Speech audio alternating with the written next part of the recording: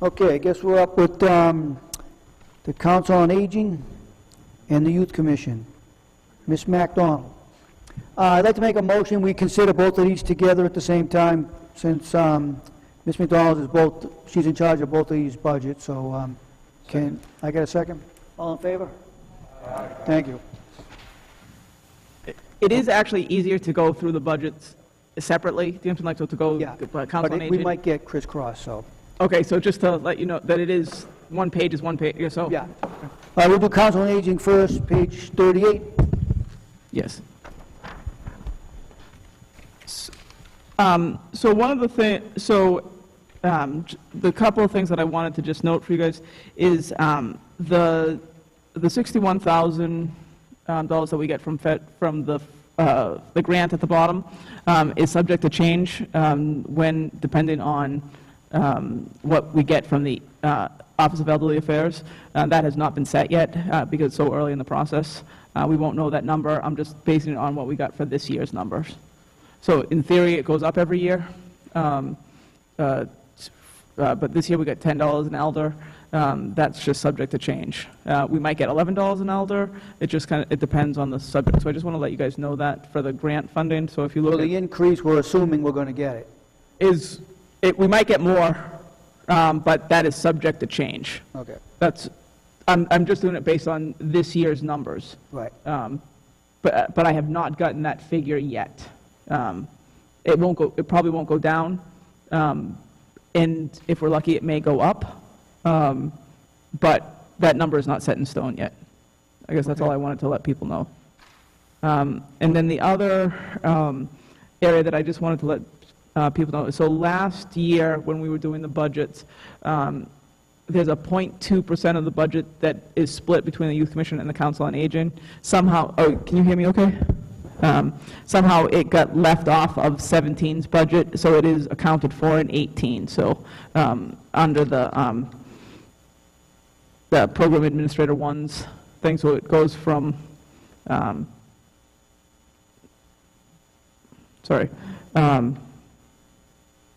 it's in the Program Administrator 1's. So you'll see it that in 16 we paid $76,000, and in 17 it says 54. So that 0.20, that's where the increase, most of the increase comes from in salaries besides what's contracted. Does that make sense for people?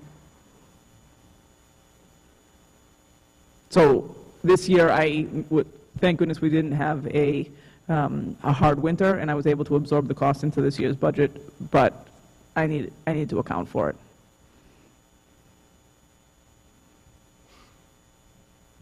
Okay.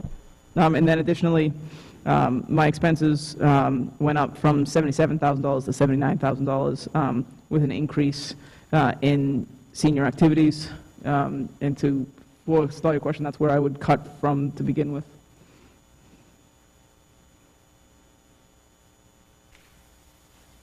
All right. So basically everything's, as far as positions, you're even, right? Yep. Okay, the improvements to fix the building we did last year, is that complete?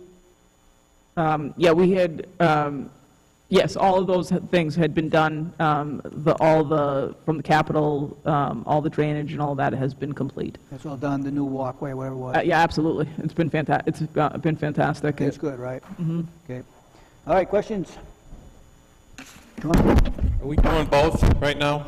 Yeah, we're going to go back and forth. Okay, so under youth, Can we just... You want to stick with this one? If we can, it is just cleaner to go from me to go back and forth. You know, something Okay. so if the Council on Aging is... If we Table can, that, John. okay. Well, so for utilities, the FY16 actuals were a lot lower. What's going on there? for the Council on Aging? Yes. The far left, $4,000 for electricity, then it was approved for $13,000 in this year. Mm-hmm.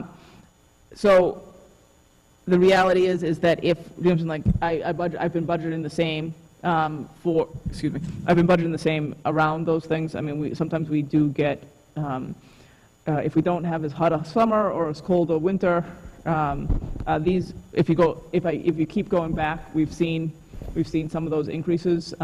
If we're, I have in 2 winters past, I've spent all of that money, and then we've had, I mean, sometimes we're lucky and gas goes up and gas goes down, but it just kind of is around those pieces of that. But if you look at building repairs, I had $13,000 and I had $7,000 budgeted.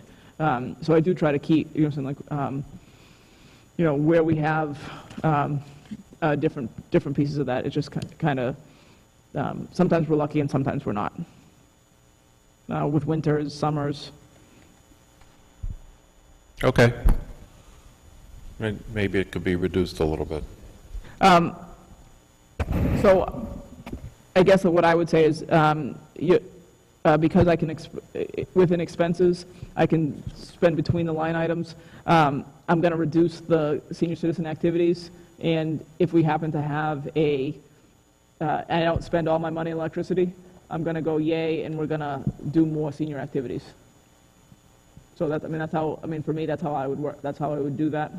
And I would, it is for me to know, there's certain things that I need to do to run the building, and the senior citizen activities, we will, whatever you give us, we will do with whatever, we will do the best that we can with that money. Okay. Sounds logical. All right, Ms. Walsh?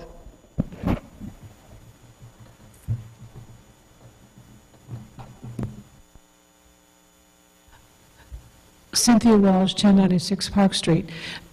Those of you who went to any of the hearings on the master plan know that in Stoughton, there are more people over 60 than there are under 18. That's right. This is about 1% of the school budget. Without this woman and her employees, people in their 70s, 80s, and 90s who are living alone in their own homes would be forced into a nursing home, which would probably cost, with Medicare and Medicaid, about $50,000 a person. So right with this budget, 9 seniors in a nursing home would be more than this budget. And I have to put in a plug for the transportation. My health insurance requires I go to Brockton Hospital. It used to be a $36 cab ride. That cab company went out of business. The new company, it'd be $42 over and back. With a senior bus, it's $5. And somebody literally helps me on and off. They don't just sit there, collect the fare, and wave me into the hospital. This kind of service is just unprecedented in this whole region.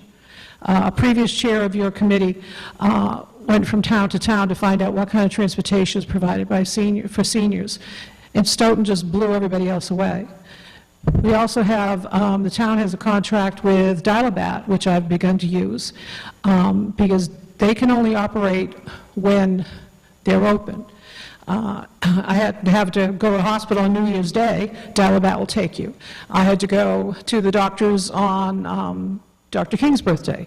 Dial-A-Bat will take you. Dial-A-Bat's a tiny bit more expensive, but without the efforts of Karen and her crew, a lot of us wouldn't be able to stay in our own homes and be self-sufficient. So thank you.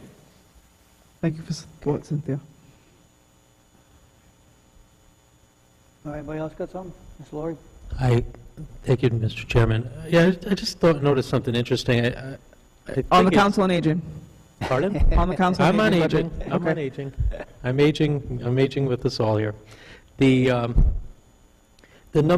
full-time employees seem very, very stable. It seems like you have the same number of employees, right down the list year over year. But what I found interesting is that there's different amounts of money for each position. I don't know how that happened. Does that happen because there's like ad hoc number of hours for these people where they get a certain amount in 16, but then they're approved for less money in 17, and then you ask for even more in 18? Like, I'm not sure why you get approved for certain positions for less than your spending in the year before, and then... So, in the bilingual outreach worker, the person who's currently in that position went from working 18 hours a week to 12 hours a week, and that's funded through our formula grant. Okay, so it fluctuates based on your need for the workers over so many Well, hours per whatever? right, and none of the, except for the full-time positions, the full-time positions which are in the contracts, the part-time positions do fluctuate and are kind of based on both need and the person's ability to. So if I use that money, I will use that money someplace else. Because even though it went into this, I will use it for other positions or other things as well, because it comes, it's shown here, but it comes out of the formula grant, which is what you see at the bottom. Okay, okay, thank you. Anyone else? Sure. Could you just clarify what a senior voucher stipend is? It's not in there now. If you look under the proposed town manager's budget for 18, All right, thank you.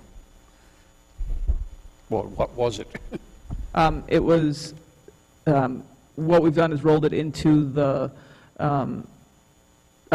one of our salaried positions, but it was to facilitate the senior tax work-off program. So seniors get so much for working, for volunteering in the town. And now it's part of somebody's salary. Yeah. There was an employee in the manager's office who did it for a stipend. Subsequently, it was transferred to the Council on Aging and is now no longer done for a stipend. It's done as someone's assigned duties and is covered within their salary. So the expense just went away.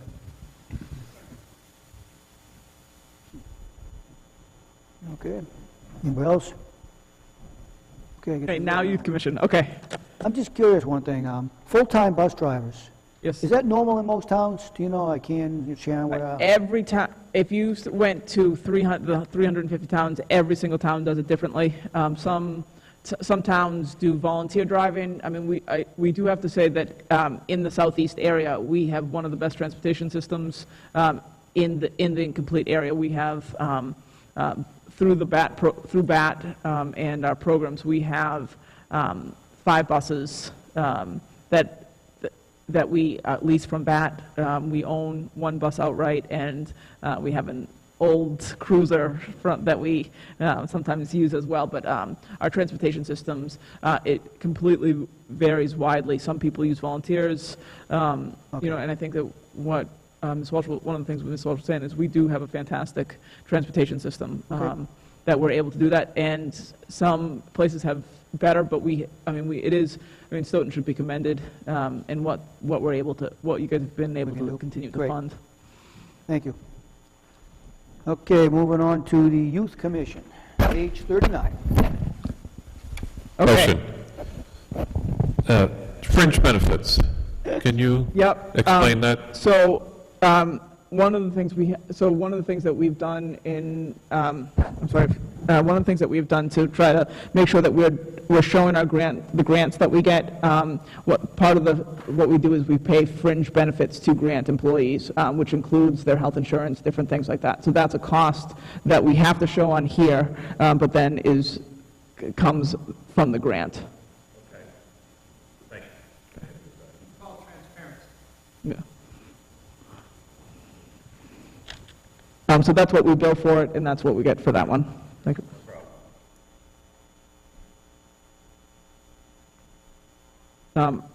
As you can see, the budget for the Youth Commission reflects mostly salaries, and we have our grant funding has gone down, has gone some away, and what you'll see is that the part-time therapist or the receptionist, because those were through the grants, are not put into 18's budget. If we were to get those grants back, we would then add that money back, but we have not. We don't know that we'll get them again.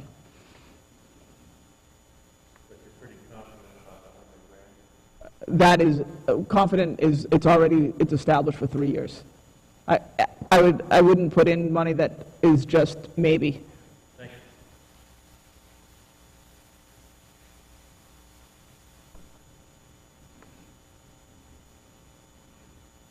Anybody got any questions?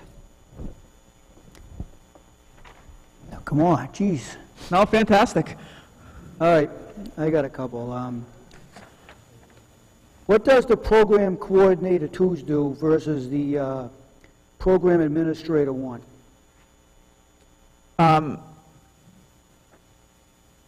So so the way that the program coordinator 2 is,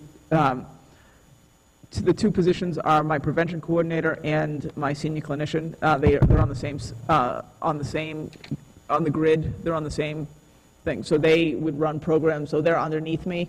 So while they're not assistant directors, if I was not available, so they're two different positions. One's the senior clinician for the Youth Commission, and one is actually the prevention coordinator for the OASIS program. Oasis. And then the program administrator 1 is 0.8%, and that's does a lot of the bill reconciliations, the running the office, those type of things. So they're different. So the program administrator 1, which they have throughout the town, different towns have them, like the fire department. They all do the same level of functioning around munis, different things like that. All right, and the prevention coordinator, is that similar? That's the grant. That's a grant. That's a grant. That's the grant That's the position? grant-funded position.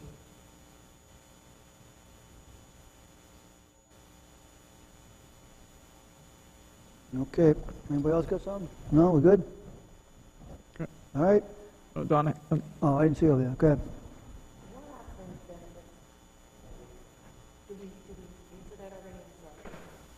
No, go ahead.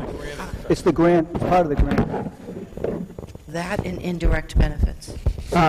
So again, for the same type of thing, the state allows up to 15% in non-direct costs, so the cost of having your lights on, different things like that. So so it has to go into, it has its own line item because it is a function of the grant. So each of the line items in the grant gets moved over to the budget, but it covers the cost of me to do supervision, do different things like that. So it's part of the $100,000 that we get in the grant funding. All right, anybody else? Okay, thank Great. you. Thank you so much. Okay, do you have our minutes? Yeah, I got them? Yeah, okay. All right. Give the minutes with you? I have it on the... All right, why don't you call it up for a second?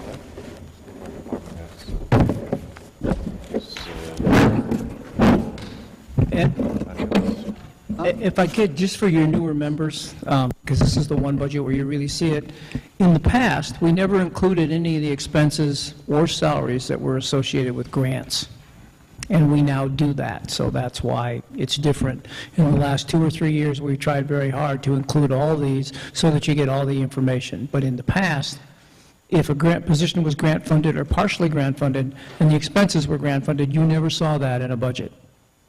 You now see that as much as we are able to provide it. But you took them out on the other side, like, say, health insurance or whatever. It's Pardon? out of there? Is health insurance out of the health insurance fund and over here? Well, this money goes into that, it goes into paying the fringe benefits, Yeah. but we're showing that it's coming in via grant, and so we're showing it also in the budget. Otherwise, it would be in the health trust. It is moved to the health trust throughout the year, but it's not there now. Right, I got you. Thanks.